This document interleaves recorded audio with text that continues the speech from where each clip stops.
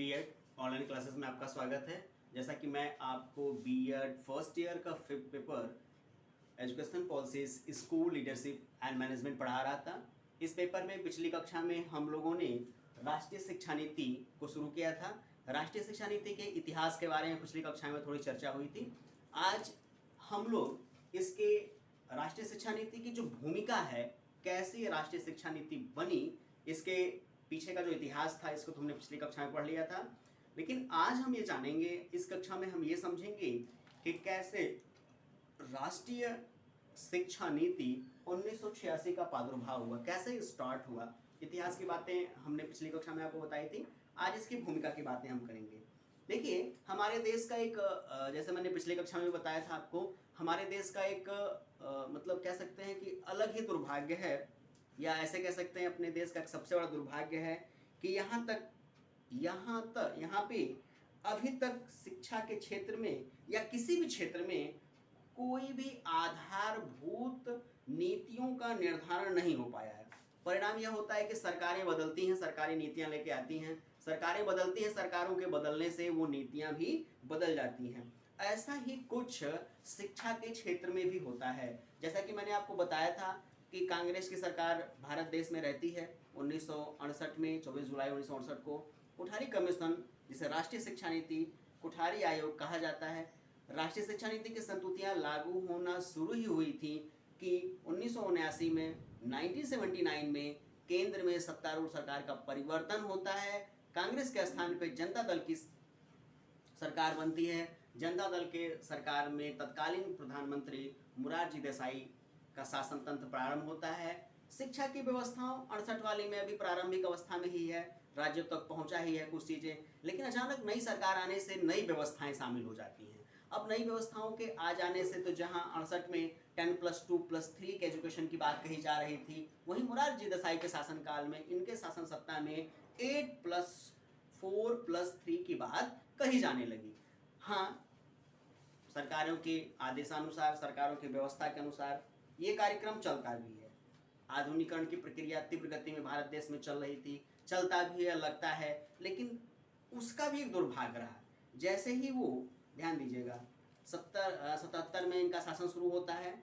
शासन शुरू होने के बाद 79 में नई शिक्षा नीति घोषणा की जाती है और 79 में नई शिक्षा नीति लागू भी होती है, लेकिन वैसे ही कार्यकाल इनका पूरा हो जाता है। 1981 का समय आता है, ध्यान दीजिएगा, 1981 का टाइम आ जाता है। 1981 में देश में पुनः कांग्रेस की सरकार आ जाती है।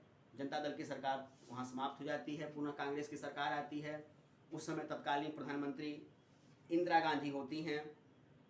अब इंदिरा गांधी पुरानी 1968 में चल रही राष्ट्रीय शिक्षा नीति के संतुतियों पे जोर देना प्रारंभ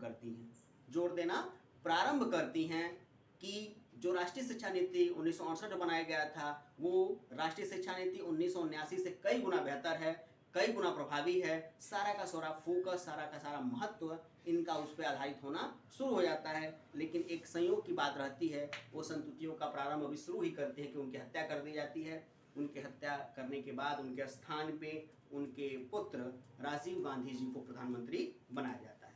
अब थोड़ी सी बातें और इसकी जानते हैं। राजीव गांधी युवा प्रधानमंत्री हैं।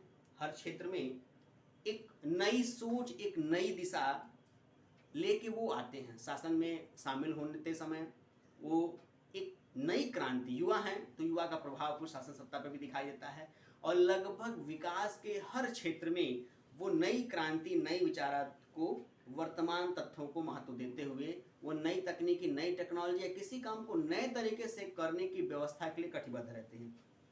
और उन्होंने ही कहा था शिक्षा की व्यवस्था के सुधार हेतु कि वर्तमान शिक्षा राष्ट्र की मांग को पूरा करने में असमर्थ है। कहने का तात्पर्य है कि उस समय जो शिक्षा की व्यवस्था भारत देश में चल रही थी, वो शिक्षा की व्यवस्था हमारे देश की जो आवश्यकता थी उसको पूरा करने में असमर्थ। इसलिए कहा गया कि शिक्षा का भी पुनर्निरीक्षण होना चाहिए।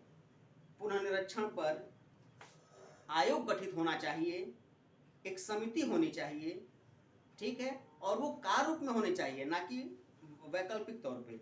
और सर्वप्रथम सरकार ने तत्कालीन सर्वेक्षण कराया। ध्यान दीजिएगा, उस समय की सरकार, राजीव गांधी की सरकार सर्वेक्षण कराया और सर्वेक्षण के दौरान शिक्षा की चुनौती नीति संबंधी परिप्रेक्ष्य, जिसे हम कहते हैं challenge of education A policy perspective नाम से अगस्त, ध्यान दीजिएगा टाइमिंग ध्यान दीजिएगा, अगस्त 1983 में एक दस्तावेज प्रकाशित किया गया।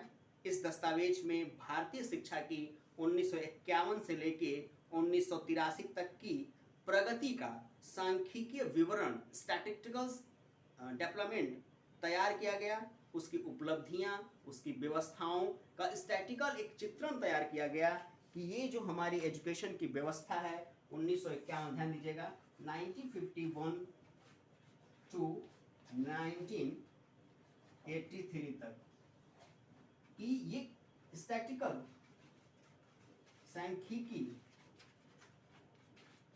मतलब होता है ग्राफ के द्वारा पता लगाया गया कि ये जो शिक्षा की व्यवस्था थी इसका विकास कैसे हुआ, कैसे ये आगे बढ़ती गई, कितना डेवलप हुई, कितना ये आगे बढ़ी, इसका पता लगाया गया। और इस तमाम तत्वों के अध्ययन करने के बाद ध्यान दीजिएगा इसके गुणोद्देश्यों का सम्यक विवेचन किया गया।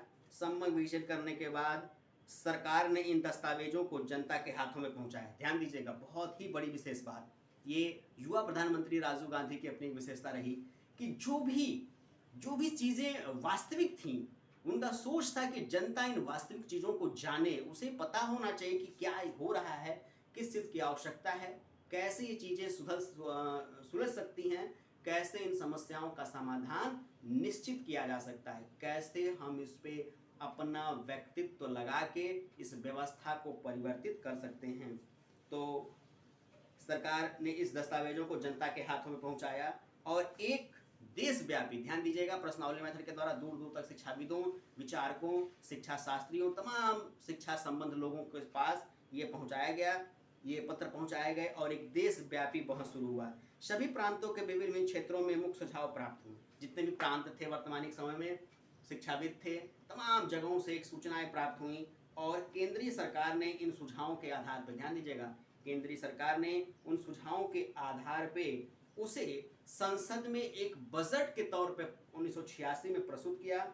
संसद में पास कराने के बाद इसकी कार्ययोजना, प्लान ऑफ एक्शन, ध्यान दीजिएगा, इसकी कार्ययोजना प्लान ऑफ एक्शन नामक एक दस्तावेज तैयार किया गया और यह एक ऐसी पहली राष्ट्रीय शिक्षा नीति थी जिसमें नीति के साथ साथ क्रियान्वयन पूर्ण योजना भी प्रस्तुत की गई थी। ध्यान दीजिएगा, ये भारत में बनने वाली एकमात्र ऐसी राष्ट्रीय नीति थी जो बनने के साथ साथ क्रियान्वयन से संबंधित तथ्यों के लिए भी ये निर्धारित की गई थी और उसके लिए पर्याप्त संसाधन संसद के द्वारा जुटाए गए। तब जाके ये राष्ट्रीय शिक्षा नीति की बुनियाद खड़ी हुई, राष्ट्रीय शिक्षा नीति का आधार तैयार हुआ। आज की कक्षा में इतना ही।